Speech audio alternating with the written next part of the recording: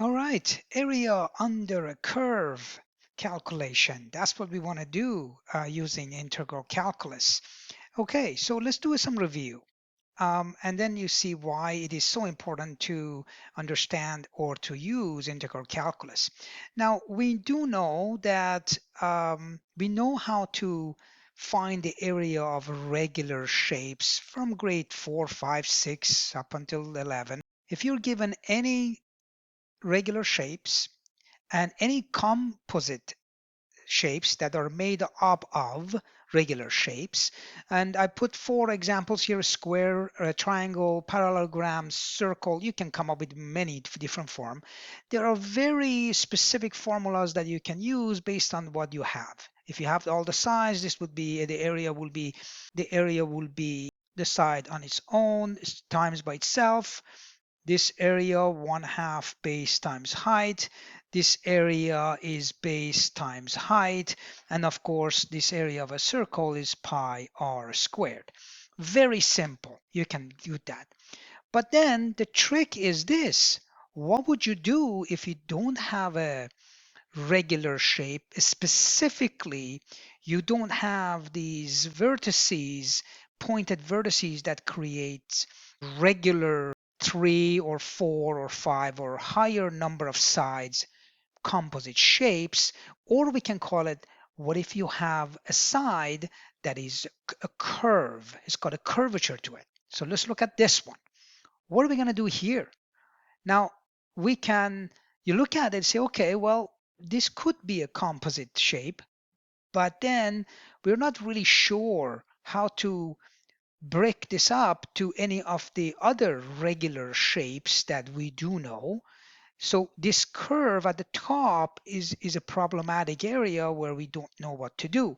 Now we do know a couple of things. We can actually do a approximation like this and say, okay, we have a rectangle here. We know the width, we know the length, and that's okay. And then we can do the approximation. Or you can say, well, there's another way of doing it. We can use the average and create a shape like that and break that up using regular shape. So now you have this triangle on top. We know what that is. We know this is L, and we can add the area in here plus the area in here, and we can add them all up, and perhaps we can get a good approximation, right? And all of that is a fair game, and sure you can. But what if we want it very, very exact? And this is where integral calculus comes in, where we can find the area under the curve, and by using this technique that is really helping us to approximate in the best way possible. So let's do this now. So let's suppose that we have this function, this curve, and we want to know the area. We want to calculate the area under this curve, kind of approximating it. So we're going to do it in three different ways, but understanding that we have to create as many rectangles as we can, and then we are going to do the approximation in three different ways, and then we go from there. So the idea is that we're going to start using, I have the x-axis is partitioned by 1. So let's suppose that we are going to create 4 rectangles, but the first thing that we're going to do what is called as the left rectangle approximation. Okay, that's what we're going to do. So what does that mean? We're going to create a rectangle starting with the left value on the graph. So we use the left value on the graph to create the vertical, and then we're going to go straight until we hit the 1, and that gives us 1 rectangle. Then we're going to go up again because we have to start at left again. So there's another point right there. Then we're going to go straight again across, and then we are going to come down, create another rectangle. Then we're going to go up again and then create another one. It's always to the left. And by the time we are done that, we're going to be creating 4 rectangles, and then we can add the area of these rectangles, and we can approximate what would be the area under this curve, knowing that there are some areas right here and right there and right here and this little area right there that we did not calculate, and therefore this could be our low estimate, okay, whatever that is. And we know that in rectangle we can use this is 1 unit, so as each one of these we know what the height will be given that point. So if x is 1, we can plug it back into that equation and we can find out what the length of this value is at that value. So in this case, when x is 0, the length is 3, so this is 3 units. Okay, so we can go ahead and add each one, and then let's set it up. So when you see all these 4 rectangles, the width of each of these rectangles are the same. They're going up by 1 unit, so the width is 1. The height is your f of x based on the value of your x, which is in this case we start with 0. So the very first one will be 0. That's the height, which you plug in the x equal to 0 and then solve. This would be 3 units. And then next one will be f of 1. You get that value. That will be 1 squared plus 3 is 4. Now a1, a2, a3, a4, these are the total areas, each of the areas, and then the total area is AT. So when you add them all up, you get the total area. And to do that is simply we just go ahead and plug in the values for the width and the height, and then we're gonna find out what that is. So 1 times 3 plus the next one will be 1 times 4, because you plug in 1 into the equation here, the function, you're going to get the f of x, 1 squared plus 3 is 4, and then so forth and so on. The next one will be plus again 1, because each of these units, the width is 1. That hasn't changed. Okay, so when you do that, you will get 26 unit squares based on 4 rectangles. Okay, so this is the left rectangular approximation.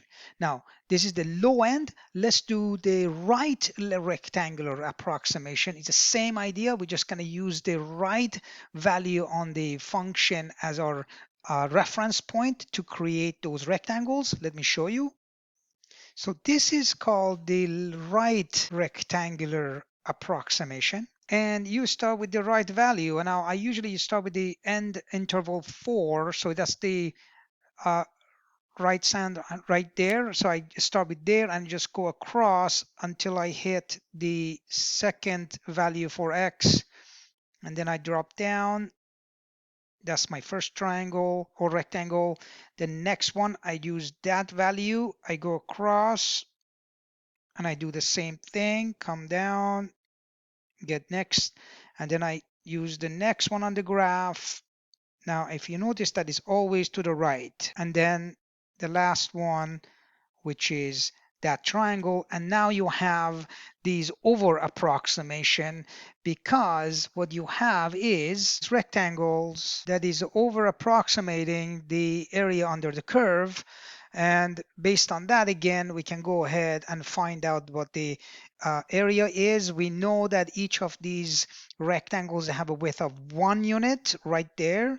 And then after this, we can easily go and find what f of x is based on the fact that the function f of x is our original x squared plus 3. We can plug it in and then find out what these values are. So let's go ahead and do that. So here it is, and just make sure that it is a right rectangular approximation. So you have to use the right value on the graph. There is points there, so therefore the coordinates are 1, 2, 3, and 4, not 0, 1, 2, 3, right? 4 wasn't counted on the right approximation, so 4 wasn't counted. 3 was, and 0 was because it's to the left, but here is to the right. Okay, so when you plug it back in and you see what you have, 4 plus 7 plus 12 plus 19, and I think I did the math right. That's 9, 12, and then 4, 7. Yes, it is. Okay, so add them all up. What will you get? We get 42 units squared.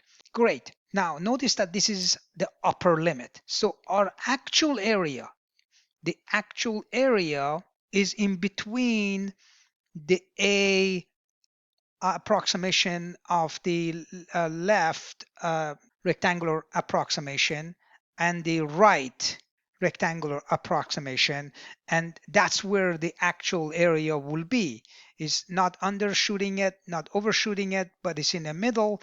Now let's look at the last one, and it's called the midpoint rectangular approximation.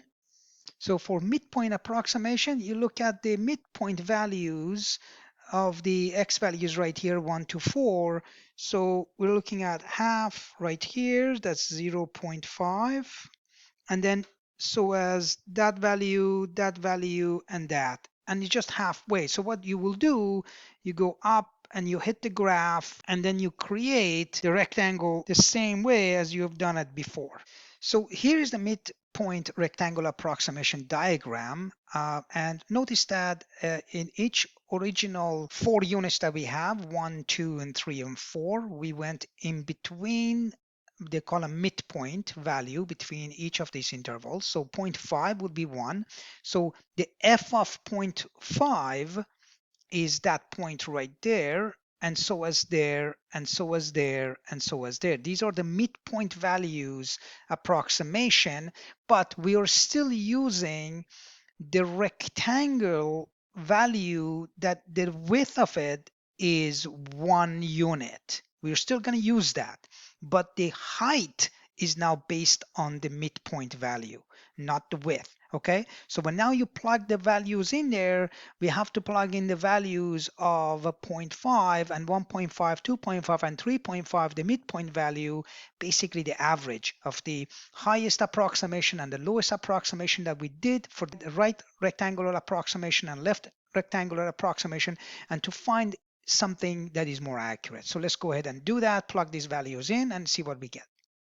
So when you plug in the numbers in there and then you get the calculation for the total area of each of these rectangles using the midpoint approximation, you will end up getting 33 units. Okay, and it lies nicely between the lower limit 26, the very first one that we did, which was left rectangular approximation right here, right? So we ended up getting 26. The right rectangular approximation, which was overshooting our approximation, we got 42 right here. And then the midpoint, we got 33. Now you could argue that this midpoint approximation was the most accurate one. But again, look at this graph. Notice that we used the midpoint, and we practically, even though we used 4 rectangles, we actually ended up using 1, 2, 3, 4, 5, 6, 7, 8. Right? So we broke down these rectangles into the smaller pieces. Now, if you continue doing that, so instead of 8 now, if you make this 16 smaller rectangles, or again 32, and you keep breaking down these rectangles to the smaller rectangles, and then solve for area of all of those smaller rectangles. And what I mean by smaller, very small, infinitely many small, you notice that we can get the exact value for the area under the curve as the area of these rectangles become smaller and smaller, but they will fit perfectly under the curve, and that way we can actually approximate it better, and that is what integration will be. All right, until next time, check out the next video in this series.